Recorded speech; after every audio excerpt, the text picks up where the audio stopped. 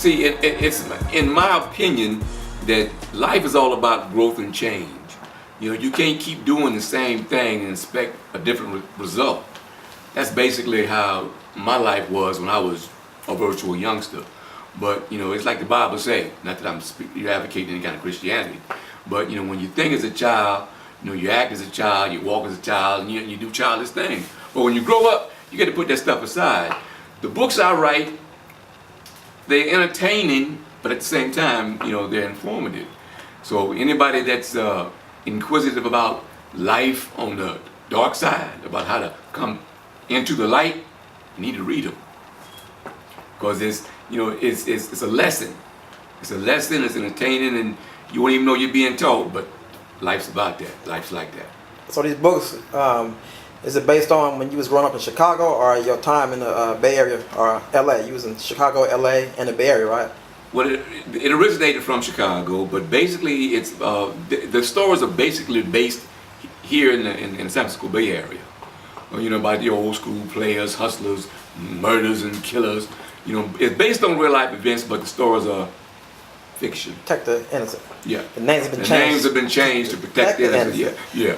Yeah, you know what I'm saying? Coming up in Chicago, did you see a lot of, you have any contact with Iceberg Slim? Iceberg Slim, what people have to understand is Iceberg Slim he was doing this thing back in the 40s. Oh, okay. So when he actually was doing this thing, I wasn't even thought of yet. But now I had an opportunity to meet him a couple of times, because as the years progressed, he actually moved to Los Angeles and lived on 91st and Vermont. And he got a job as a termite inspector. But he come to the different spots. He was a regular old brother, you know. But he was doing this thing back in the 30s and the 40s. It wasn't like it was like, you know, doing our time. I mean, he's like the originator. More original than Fillmore Slim? Most definitely. Okay. I believe Fillmore Slim got his game from Robert Beck. Okay. AKA Robert Marpin. That's his real name. So that's not only book you got. What other books you got? You heard you got like 3 more books out? I have a total of 5. The first one was a book of poetry entitled Confined Visions. The second one was a novel entitled Justice in Terror. But that's a twist with that. You know, it's not, you know, the terror comes from, well, you have to read the book. I'm not going to tell you even one about it. then after that, I produced a trilogy myself. You know, the Fillmore Connection, the West Coast Harlem, an introduction to justice from the streets of Oakland. So, and these are stories that I virtually lived throughout the years from 1964 up until the present day. The characters in the books are all real, other than Derek Knowles and Sandra Matthews. But as far as Fillmore Slim, Huey Newton, and all them other gangsters, they're real. They're real. And the story, the 187s, you're naturally, that was all made up. But the incidences, they're based on real life events. But for the most part, it's a good read. You know, one thing I learned here in these latter years is that when you start off in life and you don't have a plan, you know, whether you realize it or not, you got one, because you're going to fail. You ain't going to achieve anything. For me, I was virtually raised directionless. I didn't have a plan. So subsequently, you know, I ended up as a product of the federal system as well as the state system in prison. But everybody needs a shocker. Everybody needs something to bring them into their home. And I guess that kind of brought me into my home, because all the years that I had spent confined, I did what I like to do, which was lifting weights and writing. And when I came home after that first dime, I had a collage of poetry. And one of the ladies with whom I was affiliated with at that time asked me, what was I going to do with it? And I told her, well, I don't know. So she was the one who initially published it. It was a book of poetry entitled Confined Visions. And so she published the book, and you self-published it, of course. And when I saw how it all came together, I was like, you know, I like that. I like, why I did this.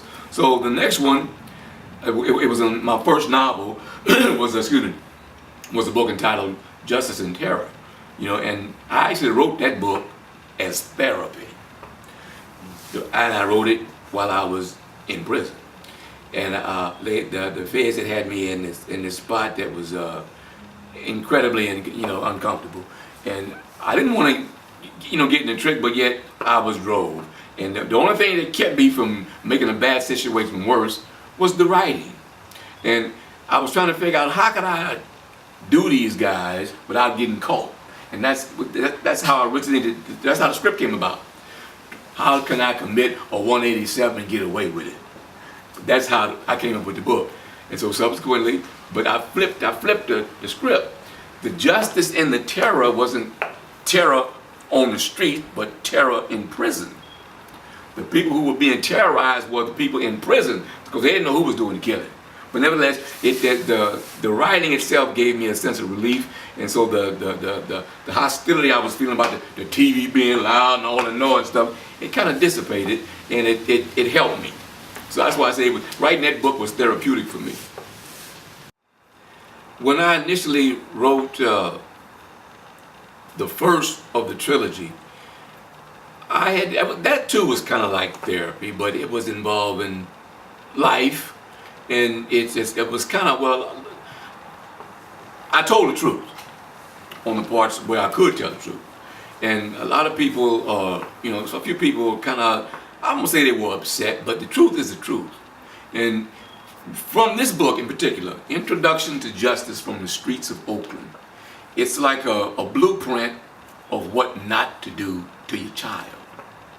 Because people have an idea that I'm the parent and what I say, that go. But what a lot of people don't realize is that everything you do to a young mind influences it and scars it if it's bad. And they grow up with that and they subsequently make bad choices. But that don't make them necessarily a bad person. They just had the wrong direction. I think I didn't get until my 40s before I realized that something wasn't right, before I really came into my own and knew I had to make a change in my life. Otherwise, I'd spend the rest of my life in the penitentiary. I wasn't trying to do that because I wasn't born in the penitentiary. That's right. So I figured, if I was born out here, I want to stay out here. And the only way I could stay out here was leave them pistols alone and don't bother with no hookers. So, I chose this. I chose this, and I discovered that not only did I enjoy the task itself, but people enjoy reading my stuff. Yeah, it's a lot of good stuff. I've been knowing you for a while, and I know you got 5 books, but you got plenty of books that ain't even written, though. I see in your closet you got manuscripts of a lot of books. I got like 13 manuscripts complete that I've yet to publish because life gets in the way sometimes. You got to survive, so I haven't had time to really do it, put it together yet. But ultimately, rest assured, it will be done. So after this one, which one is next now? The next book. The next one's going to be, I call it kind of like a gangster love story based on my life in present day. Like I say, the names will be changed to protect the innocent, but the basic structure of the story will be true. So they call you the gangster of love, or what? You can. Well, some ladies do, but nevertheless, you can. That's it, man. That's good. You know what I'm saying? A lot of people in the Bay Area really don't even know that we have a author like you that's in the Bay Area that's really, moving books and all that, So we try to get you out to the, crowd that really read these books because it's really a big hit in the pen, in the prisons and all that. So have you sending your books to the prison? Well, I just recently sent a section of them to the camp, Susanville. Oh, Susanville. Yeah, in fact, I have a cousin. We call him Big Ed. He's up there, and I sent him a bunch of them, and he's working them. And plus now too, I got ebooks. The Fillmore Connection and Justice and Terror are available as ebooks now, available through Amazon.com. Okay, that's good. Have you ever thought about changing your books into movies or short films? At one point, I was discussing the script with Mandalay in Los Angeles, and then I was in contact with First Line Production also in Robertson in Los Angeles, but that's all still in negotiating steps.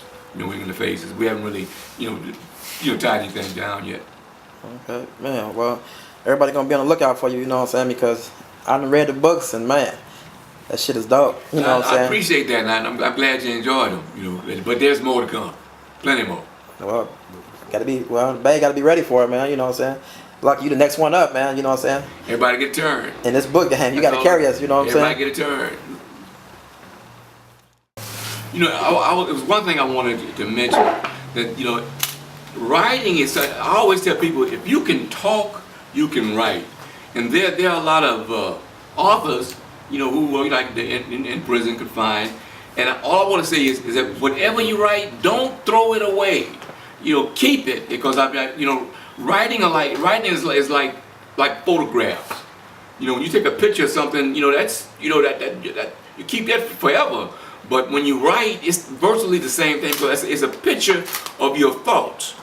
It's your mind. You know, it's where your head is, and don't throw it away. Keep what you. I mean, whatever you write, whatever you create on paper, don't ever throw it away, because you never know when you can find useful. Right. Might be worth something later on. I learned that years ago. You know, don't never throw anything away that you write, because you can always fit it somewhere. So yeah, don't you got a publishing company? I'm a self-published author, and basically, you know, publishing companies, you know, it's too much red tape with that. Yeah? But if you get down on put the groundwork yourself, you can do it. Anybody can do it. You know, it's just a matter of you know, if you, like I said, if you can talk, you can write. Especially if you got a desire to write, you can talk, you can write. And if for anybody that wants to write and can write but don't know what to do, contact me. I'll hook you up.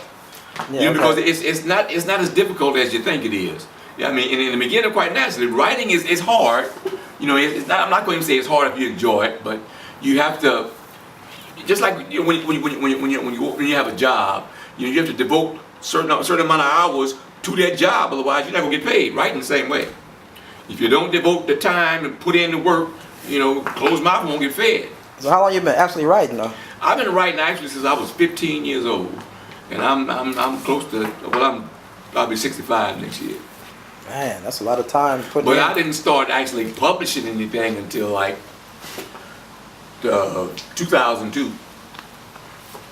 But yeah, because like I say, I was virtually directionless, and everybody got to come into their own their own. You know, some people, you know, they be 60, 70 years old, still ain't coming to their own. Yeah. Life be like that though. Yeah, that's true. That's true. But yeah, that's about it then, really. You know what I'm saying? We're going to leave the contact information at the bottom of the screen. You know what I'm saying? Yeah, you can contact me on my, I'll even give you my email.